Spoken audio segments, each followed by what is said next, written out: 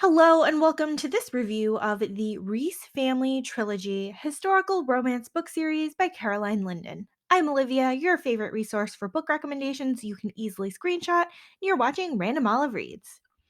First up is What a Gentleman Wants, which is book one of the series. Now, Marcus, Duke of Exeter, is always getting his brother out of scrapes, but this one is pretty bad. Younger twin David gets into a carriage accident and ends up in the care of a vicar's widow.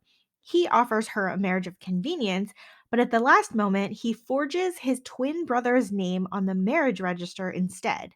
Now, Hannah has agreed to marry David since she has little other alternative after the death of her husband and brings her daughter with her to London where they will set up house while David is away on business. Of course, Hannah doesn't know that David is the brother of a duke and that he signed Marcus's name on the marriage. When Marcus finds out and confronts Hannah, he at first wants to pay her off, but then convinces her to stay with him temporarily to appease his overexcited sister and stepmother. It's a tangle of lies, but Marcus and Hannah are attracted to each other under all of that stubborn bickering. Add in a subplot with counterfeit money, and we have some potential for danger. Book two of the series is What a Rogue Desires. Now we get back to younger twin David, who is now charged with overseeing the estate while Marcus is on a wedding trip with Hannah. He is robbed by highwaymen on his way to London and somehow catches one of the thieves trying to pawn off his signet ring, and then he imprisons her in his house. Vivian has worked with a band of thieves to survive, and in trying to sell off some of the goods, gets captured by David.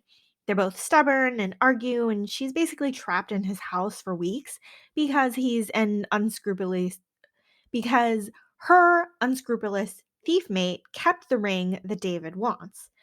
Over time, though, these two start talking and spending time with each other and eventually start an affair. It was fun to read these two start to open up to each other about their pasts and then team up against a common enemy later on in the book. Now, this one actually does have a pretty believable transformation of David's character, with him starting out as a guilt ridden, repentant scoundrel who slowly realizes that he really can try to reform himself.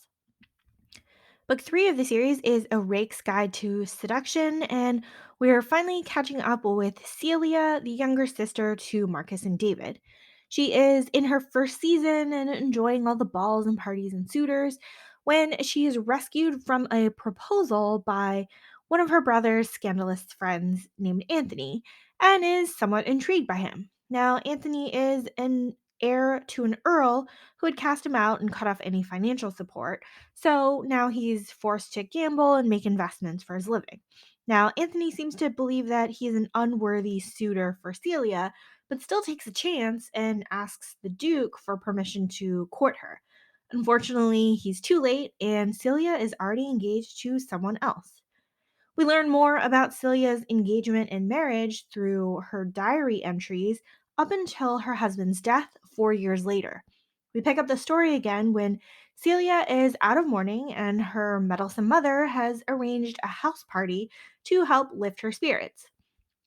While at the house party, Anthony and Celia slowly reconnect as much as he tries to avoid her due to his scandalous reputation, but we have like a slow letter exchanging correspondence here that's really very sweet. And even though Celia's mother is kind of disapproving and in the way, we do finally get to see them come together after all these years. Now, this was a really fun series to read, and it's the first series that I've read from Caroline Linden. All three books do not have a third act breakup, and I'm curious to see if that will be the case with all of Linden's books. This series makes the most sense when you read it in order, but the three Reese siblings do have very separate stories that do not intertwine. And in the third book, you get to see everyone all together when they're occupying the same house.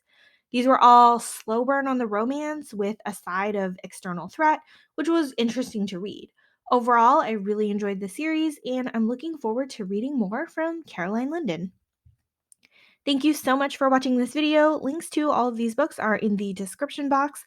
Like and subscribe so you don't miss future videos, and you can follow me on Instagram at randomolive.